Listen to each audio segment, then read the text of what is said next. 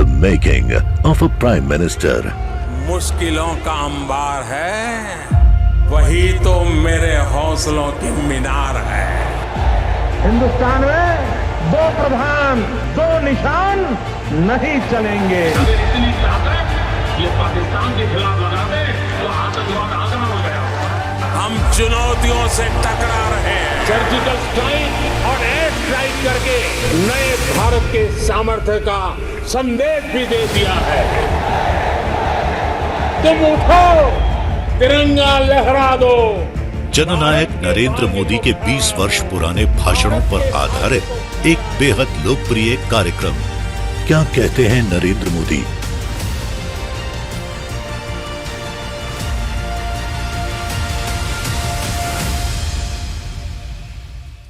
नमस्कार, मैं हूं आपके साथ पूर्णिमा मिश्रा।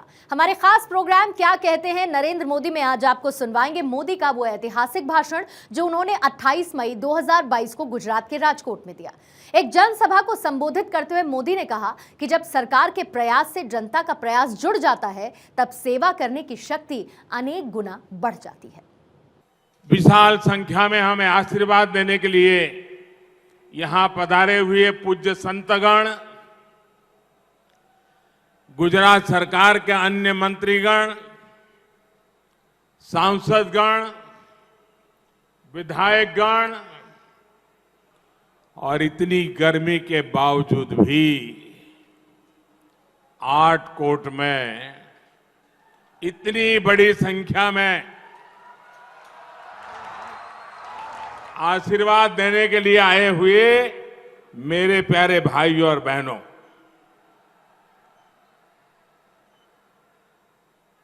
मुझे खुशी है कि आज यहां Matoshree KDP multi specialist hospital का शुभारंभ हुआ है। ये हॉस्पिटल सौराष्ट्र में स्वास्थ्य सेवाओं को और बेहतर बनाने में मदद करेगा। जब सरकार के प्रयास में जनता का प्रयास जुड़ जाता है तो सेवा करने की हमारी शक्ति भी अनेक गुना बढ़ जाती है। राजकोट में बना यह आधुनिक अस्पताल एक इसका बहुत बड़ा उत्तम उदाहरण है। भाइयों और बहनों, केंद्र में भाजपा के नेतृत्व वाली एनडीए सरकार राष्ट्र सेवा के 8 साल पूरे कर रही है।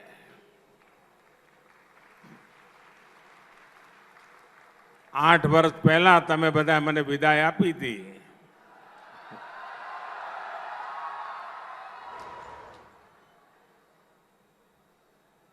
પરંતુ તમારો પ્રેમ વધતો જ જાય છે।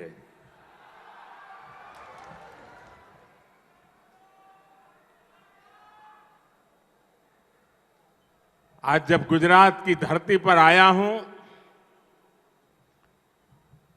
तो मैं सर झुका करके गुजरात के सभी नागरिकों का आदर करना चाहता हूं। आपने मुझे जो संस्कार दिए, आपने मुझे जो शिक्षा दी, आपने जो मुझे समाज के लिए कैसे जीना चाहिए, ये जो बातें सिखाई, उसी की बदौलत गत 8 वर्ष मातृभूमि की सेवा में मैंने कोई कोर कसर नहीं छोड़ी।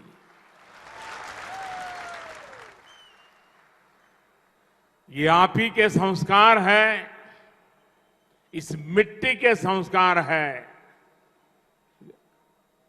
पूज्य बापू और सरदार वल्लभ भाई पटेल की इस पवित्र धरती के संस्कार है कि 8 साल में गलती से भी ऐसा कुछ नहीं होने दिया है, न ऐसा कुछ किया है जिसके कारण आपको या देश के किसी नागरिक को अपना सर झुकाना पड़े। इन वर्षों में हमने गरीब की सेवा, सुशासन और गरीब कल्याण को सर्वोच्च प्राथमिकता दी है। सबका साथ, सबका विकास, सबका विश्वास और सबका प्रयास, इस मंत्र पर चलते हुए हमने देश के विकास को नई गति दी है। इन 8 सालों में हमने पूज्य बापू और सरदार पटेल के सपनों का भारत बनाने के लिए ईमानदार प्रयास किए हैं। पूज्य बापू एक ऐसा भारत चाहते थे जो हर गरीब, दलित, वंचित, पीड़ित, हमारे आदिवासी भाई बहन, हमारी माताएं बहनें, उन सबको सशक्त करे। जहां स्वच्छता और स्वास्थ्य जीवन पद्धति का हिस्सा बने, जिसका अर्थतंत्र स्वदेशी समाधानों से समर्थ हो। साथियों, 3 करोड़ से अधिक गरीबों को पक्के घर, 10 करोड़ से अधिक परिवारों को खुले में शौच से मुक्ति, 9 करोड़ से अधिक गरीब बहनों को धुएं से मुक्ति, 2.5 करोड़ से अधिक गरीब परिवारों को बिजली कनेक्शन, 6 करोड़ से अधिक परिवारों को नल से जल, 50 करोड़ से अधिक भारतीयों को 5 लाख रुपए तक मुफ्त इलाज की सुविधा। ये सिर्फ आंकड़े नहीं है मेरे भाइयों बहनों, ये सिर्फ आंकड़े नहीं है, बल्कि गरीब की गरिमा सुनिश्चित करने के हमारे कमिटमेंट के ये प्रमाण है, प्रमाण। साथियों, भाइयों और बहनों, गरीबों की सरकार होती है तो कैसे उसकी सेवा करती है, कैसे उसे सशक्त करने के लिए काम करती है, ये आज पूरा देश देख रहा है। 100 साल के सबसे बड़े संकट काल में, कोरोना महामारी के इस समय में भी देश ने ये लगातार अनुभव किया है। महामारी शुरू हुई तो गरीब के सामने खाने पीने की समस्या हुई तो हमने देश के अन्न के भंडार देशवासियों के लिए खोल दिए। हमारी माताओं बहनों को सम्मान से जीने के लिए जनधन बैंक खाते में सीधे पैसे जमा किए, किसानों और मजदूरों के बैंक खाते में पैसे जमा किए, हमने मुफ्त गैस सिलेंडरों की भी व्यवस्था की ताकि गरीब के घर की रसोई चलती रहे, उसका घर का चूल्हा कभी बुझ न पाए। जब इलाज की चुनौती बढ़ी तो हमने टेस्टिंग से लेकर ट्रीटमेंट की सुविधाओं को गरीब के लिए सुलभ कर दिया। जब वैक्सीन आई तो हमने ये सुनिश्चित किया कि हर भारतीय को वैक्सीन लगे, मुफ्त लगे। તમારા બધાના વેક્સિન લાગ્યા છે ને? ટીકાકરણ થઈ ગયું છે ને? કોઈને કાણી પાઈ આપવી પડી છે? ₹1 ખર્ચવો પડ્યો છે। भाइयों बहनों, एक तरफ कोरोना का ये विकट समय, वैश्विक महामारी, और आजकल तो आप देख रहे हैं युद्ध भी चल रहा है। टीवी पर आधा समय युद्ध की खबरें हर किसी को चिंतित करती है। इन परिस्थितियों में भी हमने निरंतर प्रयास किया कि हमारे गरीब भाई बहन को, हमारे मिडिल क्लास को, मध्यम वर्ग के भाई बहनों को मुश्किल का सामना करना न पड़े।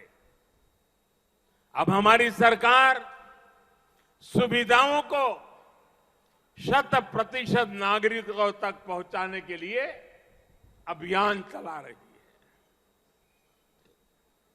जो जिस बात का हकदार है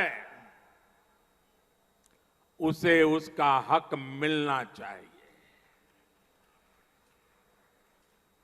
जब हर नागरिक तक सुविधाएं पहुंचने का लक्ष्य होता है तो भेदभाव भी खत्म होता है, भ्रष्टाचार की गुंजाइश भी नहीं रहती, न भाई भतीजावाद रहता है, न जात पात का भेद रहता है।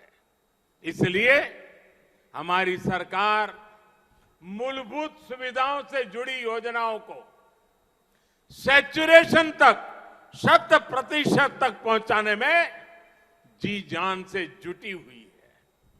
राज्य सरकारों को भी हम लगातार इस काम के लिए प्रेरित कर रहे हैं, सहायता कर रहे हैं। हमारा ये प्रयास देश के गरीब को, देश के मध्यम वर्ग को सशक्त करेगा, उनका जीवन और आसान बनाएगा। અને આજે જ્યારે અહીંયા જસદણમાં પહેલું સુપર સ્પેશિયાલિટી अस्पताल અને આટકોટમાં, અને મને આવ્યો તો હોસ્પિટલ જોવા જવાનો અવસર મળ્યો, બધા દાતાઓનો દર્શન કરવાનો મોકો મળ્યો, ટ્રસ્ટીઓને મળવાનો મોકો મળ્યો, અને ટ્રસ્ટીઓ મને કહ્યું છું કે સાહેબ પાછું વળીને જોતા જ નહીં, અહીં કોઈ પણ આવશે ને ક્યારેય પાછો નહીં જાય। આ ટ્રસ્ટીઓના શબ્દો, એમની ભાવના, અનેક આધુનિક હોસ્પિટલ આપણા ઘર આંગણે, હું ભરતભાઈ બોગરાને, પટેલ સેવા સમાજના સૌ સાથીઓને જેટલા અભિનંદન આપું એટલા ઓછા છે। પટેલ સેવા સમાજે સમર્પિત ભાવથી આજે જે એક મોટું કામ કર્યું છે એના માટે આપ સૌ અભિનંદનના અધિકારી છો, અને આમાંથી પ્રેરણા લઈને અનેક લોકો સમાજ માટે કંઈ ને કંઈ કરવાની ઈચ્છા રાખશે। The making of a prime minister. मुश्किलों का अंबार है, वही तो मेरे हौसलों की मीनार है। हिंदुस्तान में 2 प्रधान 2 निशान नहीं चलेंगे। इतनी ताकत ये पाकिस्तान के खिलाफ लगा दे तो आतंकवाद आसान हो गया। हम चुनौतियों से टकरा रहे हैं, सर्जिकल स्ट्राइक और एयर स्ट्राइक करके नए भारत के सामर्थ्य का संदेश भी दे दिया है। तुम उठो, तिरंगा लहरा दो। जननायक नरेंद्र मोदी के 20 वर्ष पुराने भाषणों पर आधारित एक बेहद लोकप्रिय कार्यक्रम क्या कहते हैं नरेंद्र मोदी।